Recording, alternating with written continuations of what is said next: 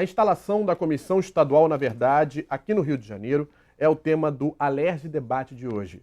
Participam comigo aqui no estúdio Geraldo Cândido, ele é representante da ANAPAP, a Associação dos Ex-Presos e Anistiados. Ao lado dele está Ana Buristim Miranda, ela que representa o coletivo RJ Memória, Verdade e Justiça. Também comigo, o deputado Gilberto Palmares. Quero agradecer a participação dos três aqui no Alerj Debate. Vou começar pelo deputado. Deputado, há um projeto de lei aqui na Assembleia Legislativa que está sendo analisado, que prevê a criação e instalação da Comissão Estadual da Verdade. Um projeto que é assinado pelo senhor, deputada Graça Matos, e os deputados Luiz Paulo e o Paulo Ramos. Em linhas gerais, o que define esse projeto? Como é que vai se dar a instalação dessa Comissão da Verdade? Quando nós apresentamos o projeto, fizemos a questão que fosse assinado por um número grande, 4 deputados de partidos diferentes, PT, PMDB, PSDB, PDT, para não ficar caracterizado como uma questão de um partido, é pluripartidário. E a intenção desse projeto, que já foi aprovado em primeira votação, falta ser aprovado em segunda e definitiva votação, é instituir no Estado do Rio de Janeiro uma comissão, também constituída por 7 pessoas, como uma comissão nacional, e que trabalhe auxiliando o trabalho da Comissão Nacional.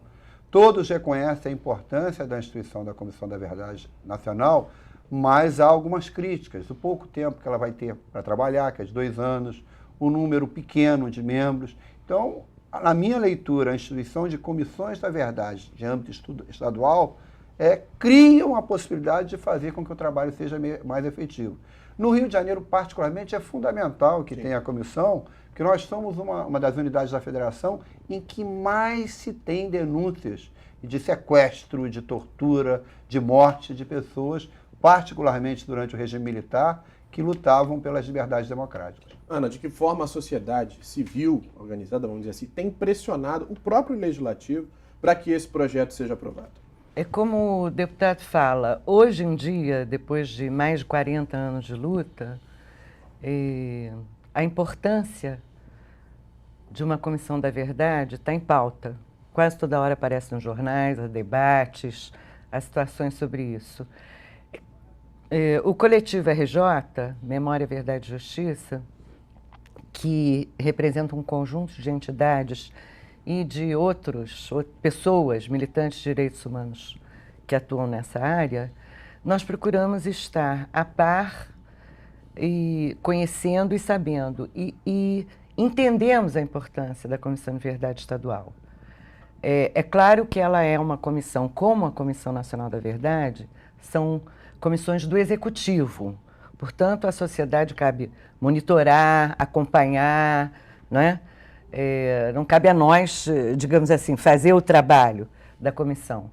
Mas nós achamos que a sociedade civil interessada tem que estar junto e tem que estar participando desse processo. É nesse sentido que a gente está ao lado acompanhando essa situação. Toda essa situação.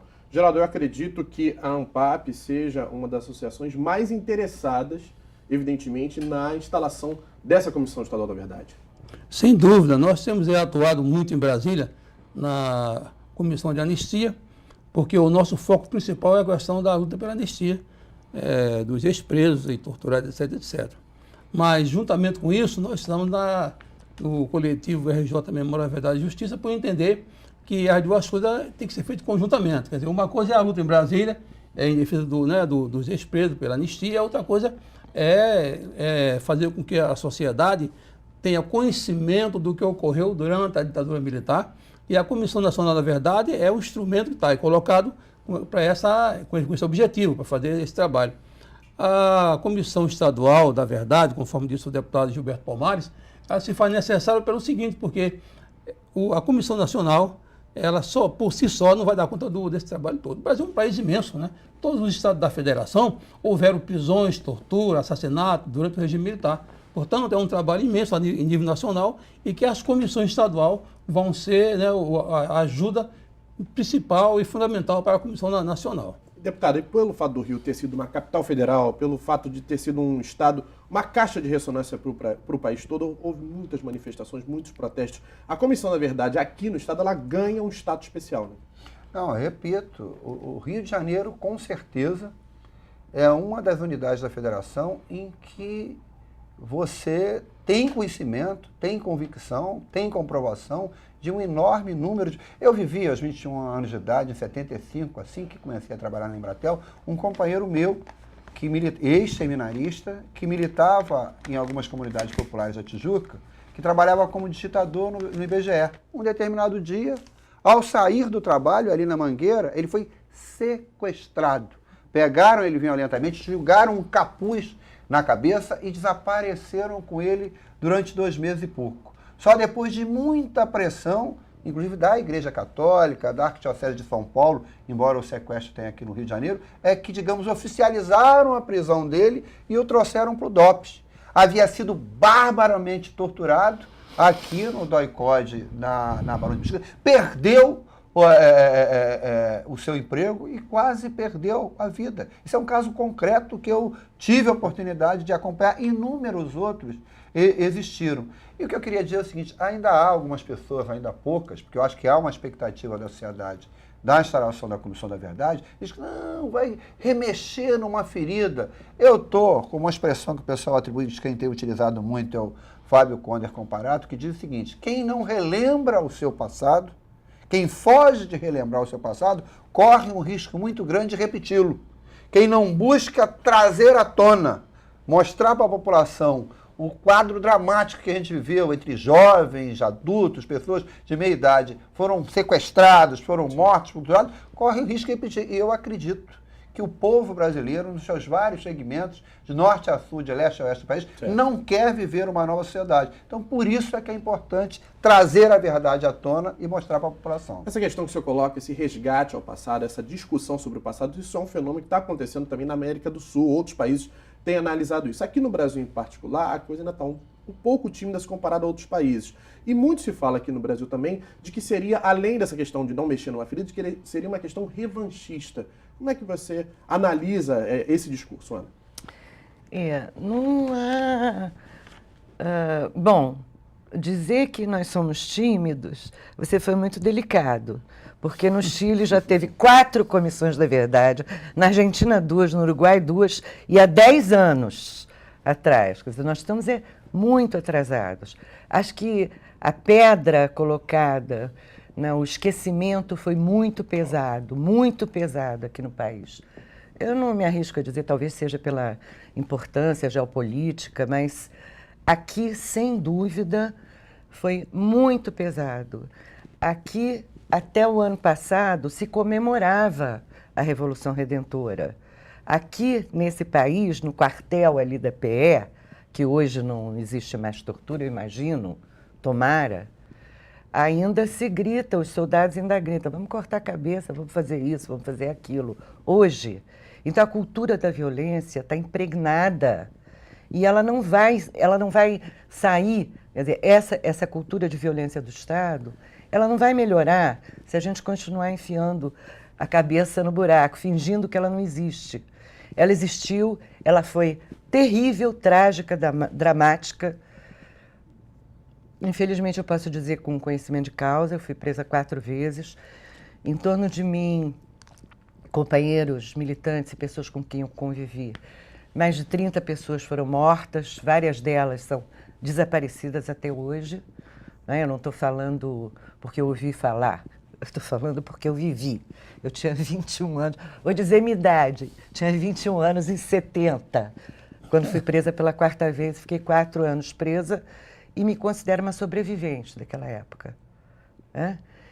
Então, não adianta achar que a violência que existe hoje é uma violência dessas pessoas que estão aí só hoje. Isso vem de uma cultura que já está antiga e que tem que ser revelada para que ela possa melhorar.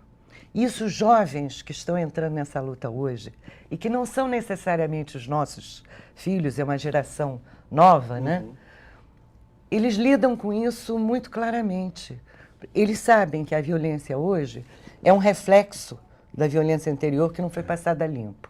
Acredito que, assim como a Ana, você também deve ter relatos, de várias pessoas que foram vítimas de tortura durante a ditadura, Geraldo.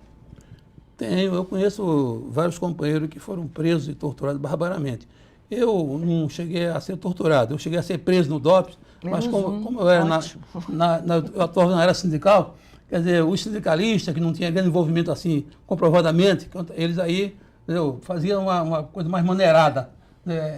Mas, na verdade, os companheiros que eu conheci, que militou comigo, inclusive, porque eu fui do setor de apoio logístico da área vermelha. Entendeu? Quer dizer, porque as organizações tinham o pessoal de frente, aqueles que pegavam em arma, que era para luta, tinha o pessoal de retaguarda, que era o pessoal de apoio logístico, que era o pessoal que fundamental. Cuidava da infraestrutura para poder garantir a organização, entendeu? Inclusive esconder os companheiros, outras coisas, mas não vou nem entrar em detalhe aqui, mas é um negócio também um pouco pesado, né? Mas quando você era preso, porque aí a acusação era porque você era agitador, sei que lá, isso está lá no habeas data, né? Mas não tinha assim nada comprovado assim contra eles, prendia e tal, interrogava, depois liberava a pessoa. Mas isso era um problema, porque eu perdi o emprego várias vezes, vivia mais desempregado, porque quando arranjava um emprego, os caras iam lá e me pegavam no emprego, eu era mandado embora. Percebeu? Quer dizer, passei um período difícil em relação à perseguição política. Ô, Felipe, eu queria comentar duas coisas. Primeiro, isso que o Geraldo lembrou, é bom lembrar que há N sindicalistas que foram presos, que desapareceram, né?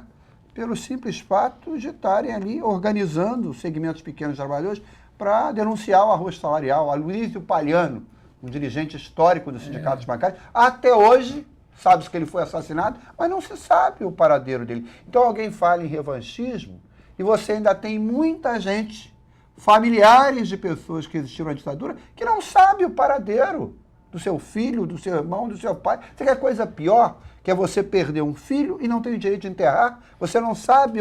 Então, a verdade é preciso, inclusive para permitir a esses familiares efetivamente descobrirem o paradeiro dos seus familiares, os restos mortais, poderem culturar. Essa é uma coisa fundamental em toda a nossa cultura.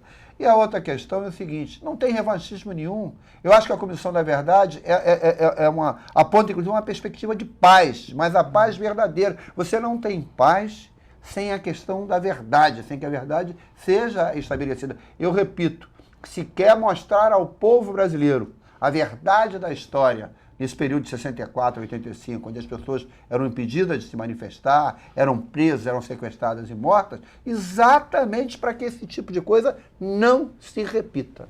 Interessante, vai tocar no próximo bloco sobre essas questões, essa repercussão que acontece na família das pessoas que acabam sendo vítimas, né, como foram vítimas dos anos chumbo da ditadura. Eu vou para o intervalo rapidinho, volto daqui a pouco com a Alérgio Debate. Não saia daí.